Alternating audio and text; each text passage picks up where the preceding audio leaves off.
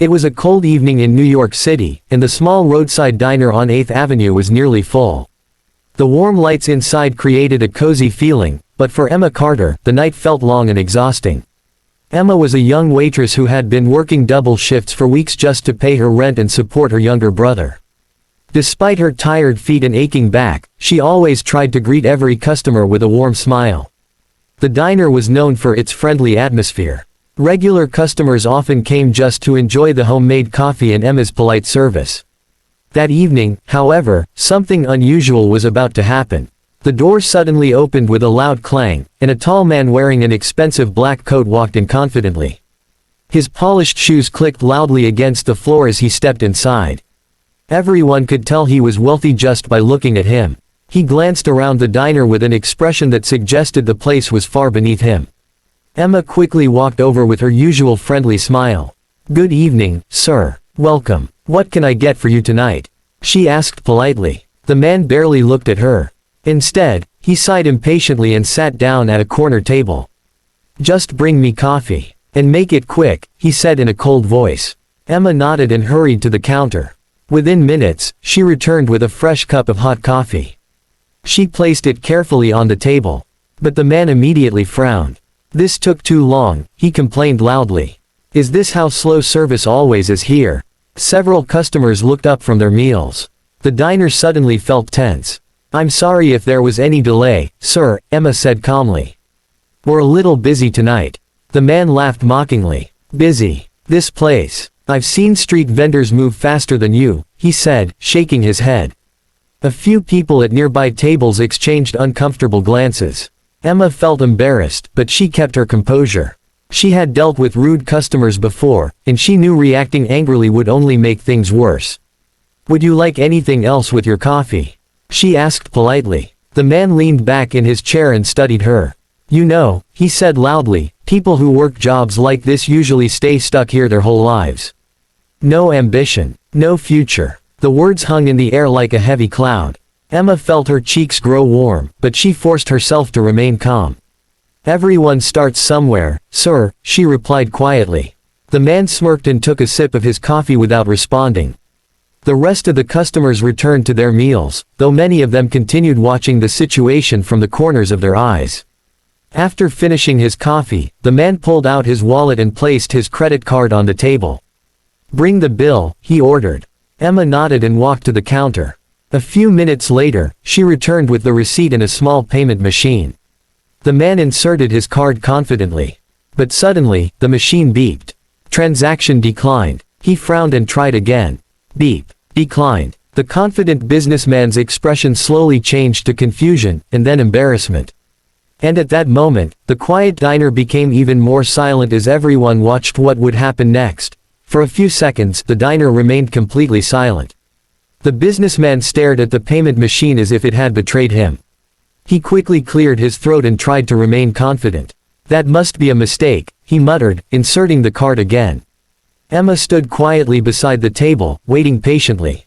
The machine beeped again. Transaction declined. Now the man's face began to turn red. A few customers nearby tried to hide their curiosity, but it was clear everyone had noticed what was happening. The same man who had been mocking the diner and insulting Emma only moments earlier now looked deeply uncomfortable. "Try it again," he said impatiently, pushing the card toward Emma. Emma gently shook her head. "Sir, the machine shows the same result," she replied politely. The man quickly searched through his wallet and pulled out another credit card. "This one will work," he said confidently. Emma processed the card. Beep. Declined again. A whisper spread among the customers.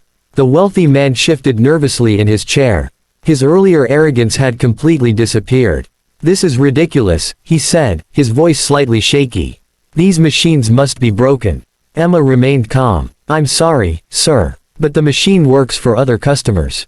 The man looked around and suddenly noticed that several people were quietly watching him. The situation had become very embarrassing. I must have left my cash in my car," he said quickly. "I'll go get it." But the diner owner, Mr. Lewis, who had been watching from the counter, slowly walked closer. "Sir," he said firmly, "we've had people say that before."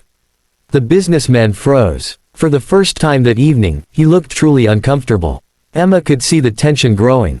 She also noticed something else in the man's eyes: fear.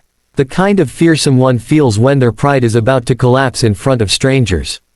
Without saying anything, Emma quietly reached into her small apron pocket. She pulled out a few folded bills, part of the tips she had earned that evening. She placed the money on the table. "This will cover the coffee," she said softly. Everyone in the diner looked shocked. The businessman stared at the money, confused. "Why would you do that?" he asked slowly. "After the way I spoke to you." Emma gave a small, calm smile. "My mother always told me something," she said gently. "Kindness says more about us than anger does." Her words filled the quiet diner. The man looked down at the table, unable to meet her eyes. For the first time that night, he seemed to realize how cruel his behavior had been. He slowly stood up from his chair. I'm sorry," he said quietly. Emma simply nodded. The businessman walked toward the door, but before leaving, he stopped for a moment and looked back at her. There was something thoughtful in his expression now, as if the small moment had changed something inside him. Then he stepped outside into the cold night. Inside the diner, the customers began whispering again. But none of them knew that this simple act of kindness was only the beginning of a story that would soon change Emma's life forever. The diner slowly returned to its normal rhythm after the businessman left. Customers began talking again, coffee cups clinked softly, and the quiet buzz of conversations filled the room. But many people were still thinking about what they had just witnessed. Emma calmly returned to her work as if nothing unusual had happened. She wiped tables, served fresh coffee, and greeted new customers with the same gentle smile. Yet inside, she felt slightly uneasy. The moment had been awkward, but she had only done what felt right. From behind the counter, Mr. Lewis watched her with a thoughtful expression. "Emma," he called softly. She walked over. "Yes, Mr. Lewis. You didn't have to pay for that man's coffee," he said. Emma shrugged slightly. "It wasn't much," she replied. And he already looked embarrassed. Mr. Lewis smiled and shook his head. "You've got a good heart," he said. Emma simply nodded and went back to serving customers. The night eventually ended, and the diner slowly emptied. Emma cleaned the last table, removed her apron, and stepped outside into the chilly New York air. The streets were quieter now, and the city lights reflected softly on the wet pavement.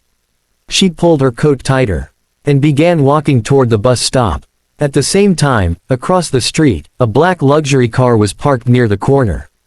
Inside the car sat the same businessman from earlier. He had been watching the diner through the window for nearly 20 minutes. His name was Daniel Harper. Daniel was not just a wealthy man. He was the CEO of a powerful technology company in Manhattan. Most people knew him as a strict businessman who rarely showed emotion. But tonight, something unusual had happened. Emma's kindness had unsettled him. He had spent years surrounded by people who treated him well because of his money and status. But no one had ever helped him when he had just insulted them. Yet Emma had. Daniel leaned back in his seat, thinking carefully. "Interesting," he murmured to himself. Just then, he saw Emma leave the diner and begin walking down the street. Daniel watched her for a moment. She didn't look like someone expecting recognition or reward. She simply looked like a tired young woman heading home after a long shift. Daniel suddenly made a decision. He stepped out of the car and walked toward her. "Excuse me," he called. Emma turned around, surprised to see him again. "Oh, it's you," she said calmly. Daniel nodded. "Yes, I realized something after I left," he said. Emma waited quietly. "I treated you very poorly," he admitted. "And you still helped me." Emma shrugged gently. "Everyone has bad days," she replied. Daniel studied her face carefully. There was no anger in her expression, no expectation of anything in return. That impressed him even more. "Tell me something," Daniel said. "Do you plan to work in that diner forever?" Emma laughed softly. "No, I'm studying business management at night classes," she explained. "The diner job just helps me pay the bills." Daniel raised his eyebrows, surprised. "Business management," he repeated. "Yes," she said. Daniel smiled slightly. Then maybe, tonight wasn't just a coincidence. Emma looked at him curiously. "What do you mean?" Daniel paused for a moment before answering. "Let's just say, I might have an opportunity that could change your future." Emma had no idea that this unexpected conversation was about to open a door she had never imagined possible.